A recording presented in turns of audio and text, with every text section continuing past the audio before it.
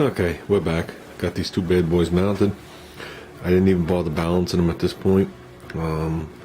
Just like any typical bias ply tire, when it sits, or if it sits on the car, it gets flat spots, doesn't stay round. So I'm going to let these things sit for a little while. Then I'll bring them back to work and balance them. But I do want to toss them on the car. Make sure they still fit, being they're so tall. They should. But they're going to be a lot bigger than these bad boys. You know, so it's going to be up in there, I'm hoping, like right there. So I'm going to pop one of these off, put them on, see what we got. Hopefully it fills up the well very nicely. I come from the days where the front tires are bigger than the rear tires. You know, even though this car's more 60s, the 70s look here on the Northeast was a tall, normal tire in the front, or a skinny tire. And then your tires were lower and stuck out in the back. But even if they were in the wells, they were always shorter in the back. So, and taller tires are more racing. You know what I mean? They spin slower, more roll out. The guy I got these from actually bought the next size tire. They're 29 and something inches tall, which is the original tires for this axle. And when I put it up to the car, I was like, wow, these tires are monsters. So I know when you lay the other tires next to them, they're like right here. But you got to divide that in half, so let's get them on there. Got the nice bowed up tread like they're supposed to. So let's put them on the car and see what we got. Well, I got one on. It's hard for me to tell without seeing it outside. It is a big tire. Just like I wasn't able to tell the other ones on the other rims.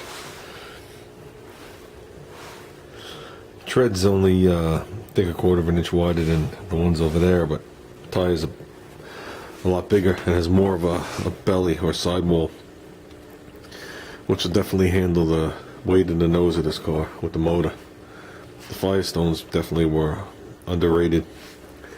Like I said, we'll see how they work out. The price was right. If they don't work out, I mean, these tires are like brand new. They still got the nubs on them. I'll just flip them at a swap meet. They're gonna see how they ride. You know, if they're all squirmy and stupid, then I take them off. So, but this front end on this car is designed for bias ply tires. They do a different camber setting when you have bias ply tires. This says 2 degrees positive, so it's hard to tell now because I have two different size tires on it.